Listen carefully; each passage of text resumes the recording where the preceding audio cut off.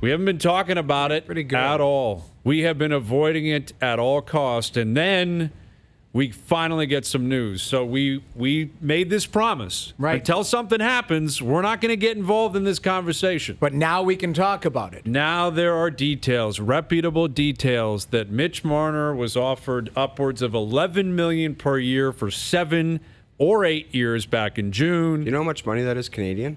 $116 million Canadian.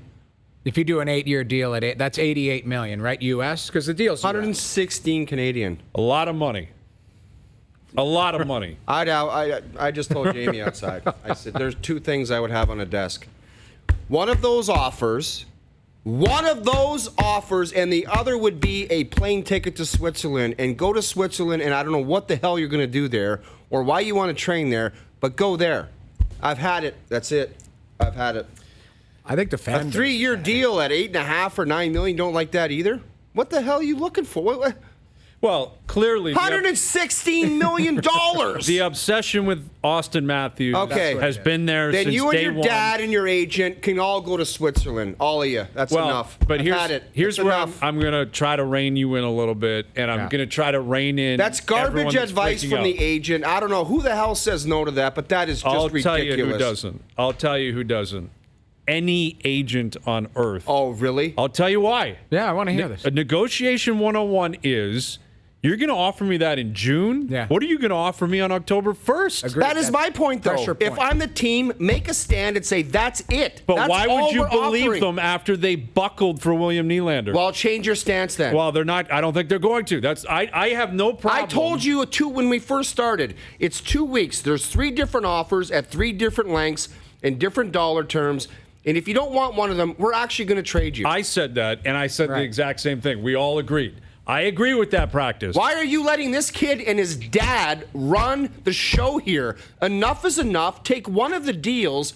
If not, go play somewhere else. Go be Mitch Marner in Carolina and see how you like it. Until he misses, Winnipeg, or the Islanders. Misses a game, it doesn't matter. Is the point? Like I'm sick of it. It's garbage. It doesn't matter though. It doesn't matter if he signed on July 1st or October 1st. If he's playing October 2nd, ultimately it's all water under the bridge. It doesn't matter. This is negotiation. So you want more, Brian? You want more than 116? Of course, I don't want more. Ideally, he signs for $700,000 a year, and they can spend that money on someone else. Canadian. Thanks. But no, I that's know. not the way it works. I'm not surprised by this. This is negotiation 101. It's gotten serious. But a lot of times before the deal gets struck, it goes south. This could be, you know what I mean? The noise before it happens. Like I thought it was eerily quiet for a while there. And then all of a sudden, this comes out today. Dregs and Bobby Mack are all over it. Yes, that offer was there. I agree. There are certain pressure points. But I would love to be a fly on the wall if it's term or if it's money, if it's both. And then I thought it was interesting. It sounds like there's a sour point about those bonuses. That were like 1.6. Old Mitchie didn't get his first-year bonuses from Lou. Entry-level contract. So it's almost like he's saying, I'll take that, but just so you know, add in what I deserved back then. Which he has a case considering he has a right to do that. They gave it to Matthews, and every other first-round pick gets that. Right. But it's petulant now. It's 3 years removed. You've made a lot of money. You're going to make a lot of money. And it was not even the same GM. And it was Lou Lamoriello. And you're the one that capitulated to Lou Lamoriello and said, okay, we'll take the deal without the bonuses. So why are you bitching about it now? Well, they might argue Brendan Shanahan was actually the guy in charge. And he still is. Right. So that would probably be how they would dance around it. Actually, no, we didn't negotiate with Lou. You're Lou's boss, and you didn't push for me to have the bonus either. But I guess what I'm saying is I'm holding back with the fire until October 2nd. Yeah. Now, if you start missing games, then it's a totally different story. Because make no mistake, 7 years at $11 million is an egregious overpayment. It's an awful contract for the Leafs. He doesn't deserve 7 years at $11 million. I know I brought this up 45,000 times, but the reigning MVP signed for 8 years at 9.5. Right. So, and he's a winger, and a better winger, and a better scorer. Yeah. And I don't care about Florida State tax or whatever. Me neither. And with the signing bonuses, I'm telling you, the Leafs are in the same boat as the teams in Florida and Arizona. Yep. They load up 95% of it on July 1st, and these guys are taking a lot of that money back. But until he misses games, This is all a part of the dance that is aggravating for all of us and all the fans. And I'm not surprised if he and the agent are like, you're going to put this on the table in June? Yeah. Let's see what you're going to get me in September, because I absolutely believe if Mitch Marner calls up Kyle Dubas on October 1st and says, I'll take 7 years at 11, Dubas is going to still give it to him. Yeah. He's not going to pull it back. No. So I think that's the worst knows. they can do. That's the worst they can do. That's the worst they can do. If that's the deal that's on the table, it's still on the table. I think the frustration is I just kind of sat back and watched, and obviously watch a lot of Twitter traffic and that, try to get a pulse of just the fan base. The fan base is frustrated. Everyone's frustrated. But you know why they are too? And this is my opinion, is this is a window. You can't afford to mess around in a window where you think the team has a chance to win, and he's a key piece of it. Because if he ends up missing some of training camp, missing some games, and it just ends up being one of those years that's just off kilter, we're all going to be pointing to that and saying right from day one it was a train wreck. Well, here's what I believe has been established. This generation, these three players, Austin Matthews, Mitch Marner, William Nylander. I don't include Tavares in this because he was older, and quite frankly, he fulfilled the prophecy that we've been waiting for a long time. Right. He came back as a free agent. Right. He's clear. I don't think Morgan Riley's included in this because, again, he's older and he's unanimously loved, and he took a great deal. And been through thick and thin, been too. through He's thick been and through thin. the He's ringer. not included. Right. Imagine what he's Matthews, thinking. Imagine what Morgan Riley's thinking. well, he's going to get paid, though. Make no mistake. I get it, but he's probably thinking, I took a reasonable deal to kind of make this thing work. Yeah. Now this guy's jamming this up. Whatever. Matthews, Marner, Nylander, they're all linked together because they all started together. There is a fork in the road. Two options. You either go down as the most celebrated generation in team history or the most disappointing generation or hated in team history, because there's no middle ground. There's no, well, they stuck around, they put up some decent numbers, maybe won a couple of rounds. No. When you dig in and you demand every penny you can get, which they've done, and they're entitled to that. Correct. But none of them took any discount. All of them wanted to set the bar for the rest of the league. Right. You've put a fork in the ground. But now, if they win, it doesn't matter. You shined a light on yourself, too. Absolutely. That's the thing. But if you don't win, you you keep imagine? losing, if you leave, you are going to be the most disappointing generation in franchise history. You have two options. I think that Braden Point and Matthew Tkachuk must be sitting back saying, you said no to 11? Like, you get 11, I get 9. Yeah. Are you high? Point is the one I said yesterday is still... I thought He's a better player. If Marner gets Point's 11... Point's my one on that list, but Marner's not far off. He's right there, too. But I'm shocked. I thought your head was going to explode when Ryan Callahan got traded. Because I was like, well, there we go. Tampa does it Everything again. works out for Tampa. Miller gets traded to Vancouver. We got a first rounder. Salary dump. Here's a first rounder on a brutal team. Vancouver's brutal. Right. So it ends up working out, and I think to myself, okay, we're going to get an announcement that Braden Point signed for $8 million, $8.5, whatever Stamkos. I think Stamkos $8.5. I think around there, something in that range. Yeah. So by all Mitch accounts, Marner gives like $3 million more than Braden. But that's what the Leafs are offering him. That's not Mitch Marner. 2.5 more than that. Yeah. They're offering him. That's why I'm saying this is a ridiculous overpayment, and that's why I have to believe, reading the tea leaves, the Leafs are starting to play the PR game here. Yeah. All of a sudden, the details are coming out. That's not generally the way the Leafs play. Because why would Marner's camp want this out? This is a PR disaster for them. They can't win this PR game, turning down 7 years at $11 million per, which would make him, I believe, the highest paid winger in the league. Yeah. Right there anyway. Well, above Patty Kane, right? But Patty's at Kane's at 10-5 for 8 years. Yeah. And he had won 3 cups. What's Ovi at? Ovi's around there. I'm not sure exactly what his number is. But I mean, right in that right in wheelhouse. that category. Well, it set him off. We were 4 seconds into the show. No, I'm with you in terms of the aggravation, but I'm not quite there until he misses games. If he signs between now and the start of the season, that's the way the negotiation game works. And this is negotiations. Make no mistake here, because we don't know all the details. This has been, like you say, strategically, by accident, let's just put that out there. Wink, wink. So all of a sudden it shifts. It did. We haven't learned that the Leafs have offered 4 years at 4.2. It's, this is something that you knew that would send us, the fan base, people around the league going, hold on a second. That's why I don't work in the NHL, because my philosophy would be the 7 years, 11 or whatever it was, that's available right now, but don't ever try to circle back on that, because if you say no right now, sorry. Well, that's the... And I can't, they would be personal for me, and that's why I don't work in NHL front offices. Well, I don't want that. I don't need that. I probably couldn't do the job, but that would be my approach. That's available right now, but don't ever try to circle back and say, by the way, that one, I wanted to get. No. $116 million Canadian? Are you nuts? But that was on the table at the draft by all accounts, and he turned it down, and they didn't put his name out on the market. Screw him then, and that's enough. Move on. I can't do it. But agents, that's negotiated. That's the way it goes. If it's there in June, I agree with you, Brian. If it's there in June, it'll be there in October. Exactly. What they're saying Why would you jump on the first deal?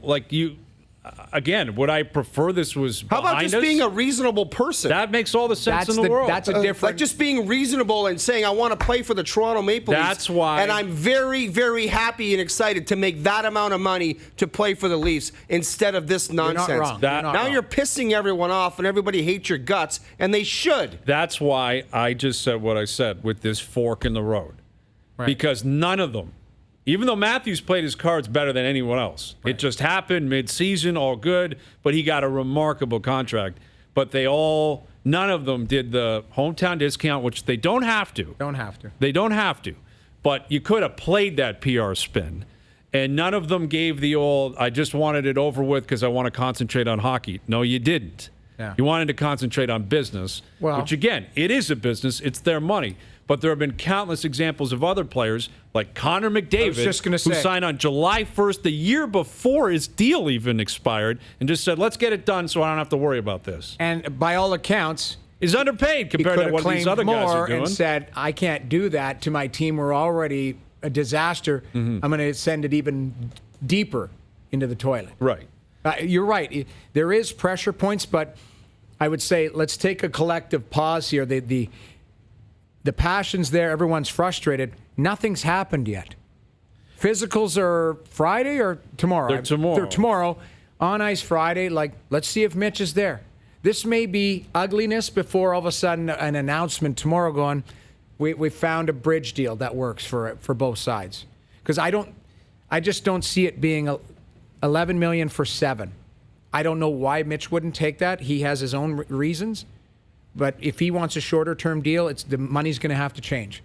Well, if it's a 3-year deal, it's got to be at 7.5 a year, honestly. That's why the team... 8.5. He'll be offered the best bridge contract in the history of the game. Yes, but then isn't the contention the final third year, the qualifying offer, that's where it gets sticky. And that's, it's inside business stuff that a lot of people just don't want to be bothered with. They want to know if you're going to play or not. But... yeah, that appears to be the sticking point. Is that third year, if it's going to be a 3-year contract. And the Leafs are clearly going to be frustrated here. That's why I think a lot of these details are starting to come out. Yeah. Because I think they're realizing we're on the eve of camp and it's not going to happen, or there's a pretty good chance it's not going to happen. And their reputation is at stake as well. Right. Because Nylander did something that no one else had ever done before, and he did it to this team. Yeah. And that management group. That management group. And all we heard was we learned from those mistakes, and we're not going to let that happen again, and we're going to get this done. And here we are on the eve of camp, and it's not done. My bigger concern, and I know because they'll be able to make the money work however they sort it out. They're smart enough people in that front office. It's just when you take a look around the league, and I've been just sniffing around on teams, we know the Toronto Maple Leafs are one of 7 or 8, maybe less than that, but let's just give it 7 or 8 organizations that you could legitimately see make a run or win a cup. And the minute that one of their key cogs, a core player, is not available, I always worry that it can mess with the mojo. Now, they've been down this road before. They've been down that. Now, they did it last year. But William Nylander you're right. Kapanen jumped up and played very well in Willie's absence. If Mitch is not there, Nylander will be fine. Kapanen will go up. They're not going to be a 48. They're not going to be the Colorado Avalanche from 4 years ago where they got 47 points. They're going to be fine. It's just I worry about the player, because then the player getting back and sometimes it can mess with your head a little bit.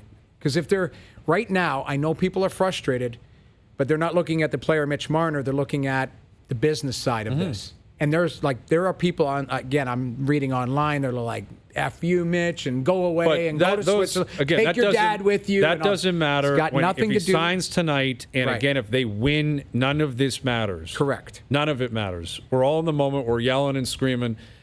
The fact of the matter is, if he signed last July 1st, when they could open negotiations, or October 1st, doesn't make a difference. He still played every game last year, and he'd play every game this year. And there's people that have said, why didn't they do Matthews and Marner together at the same time? Like, maybe that was an oversight by management too. Like that.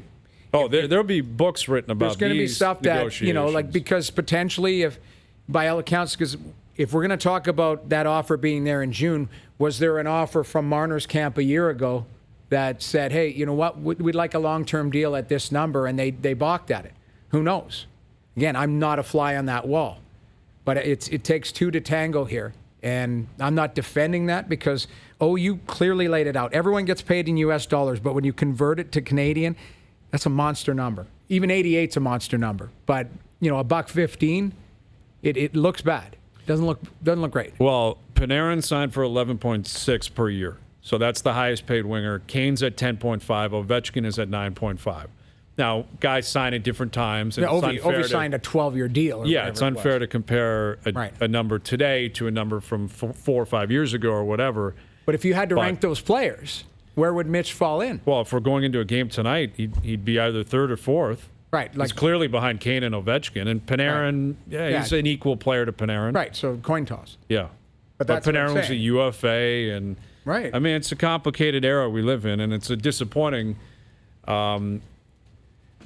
situation, because you're constantly talking about numbers, and you're pitting team versus player versus fan base, and ultimately people just want to get excited about a new season, and a season where they have the opportunity to do something very special. And you can get excited about it because nothing's happened yet. It's technically still the off season for all these players, but we're yelling and screaming because the clock is ticking. And the details are out today. That's the thing. You start to get some details, and you're like, okay, why is that not acceptable? Mm-hmm. Like, it's hard. And I guarantee you, and they've earned that, I guarantee you the Marner's camp, I'm sure Mitch would like to say, well, hold on a second. I'm sure he'd like to argue his side. He doesn't get to, because these are all behind closed doors. Sucks, but we get to yell and scream for 20 minutes, and it's quite passionate. Like, it's awesome, but it's bad if you're... it's happened too often here. That's the problem. Yeah, you're right. It's happened way too often here. It's deja vu. We went through it a year ago with Nylander, to an extent with Matthews, but there was the reaction to the contract that Matthews signed, and the sensitivity of it only being a 5-year deal, and now Marner's up, and he's turning down monster contracts that, quite frankly, based on who he is and standards around the league, he shouldn't even be offered. But that's the game.